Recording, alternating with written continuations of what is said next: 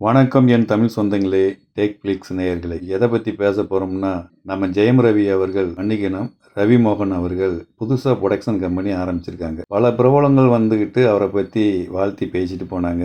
நம்ம ஜெனிலியா அவர்களும் மலரும் நினைவுகளை பகிர்ந்துக்கிட்டாங்க. அந்த வரிசையில் நம்ம கார்த்திக் பேசும்போது, ரஜினி சார் வந்து என்னை ப்ரொடக்ஷன்லாம் ஆரம்பிச்சிடாத அப்படின்னு சொன்னதாக சொன்னார். அவரே புதுசாக இப்போத்தான் கம்பெனி ஆரம்பிச்சிருக்காரு. ஆரம்பிக்கும் போதே வந்து ரஜினி சார் ப்ரொடக்ஷன் கம்பெனிலாம் ஆரம்பிக்காதா அப்படிங்கிறது ஒரு வார்த்தையை வாழ்த்துற இடத்துல அப்படி சொல்லியிருக்க வேணாம்னு நான் நினைக்கிறேன். ரஜினி சார் இவங்கெல்லாம் நீங்கள் எல்லாம் கோடிக்கணக்கில் பணத்தை வாங்கி சேஃப்டியாக இருக்கும். உங்களை வச்சு படம் எடுக்கிற ப்ரொடியூசர் வந்து நகையை விற்று, வீட்டை விற்று, கடனுக்கு வாங்கி, மீட்ரு வெட்டிக்கு வாங்கி உங்களை படம் எடுத்து லாஸ் ஆகி தெருவுக்கு வரணும். ஆனால் நடிகர் நீங்கள் சுகபோக வாழ்க்கையில் இருக்கணும் அப்படிங்கிற எண்ணம் தான் இந்த பதிலாக இருக்கும்னு நினைக்கிறேன். இனி வருங்காலத்தில் வந்துக்கிட்டு பெரிய ஆர்டிஸ்ட்டை வச்சு படம் பண்ணுறதுக்கு இப்போ ப்ரொடியூசரே இல்லை. பல ப்ரொடியூசர் காணாமல் போயிட்டாங்க.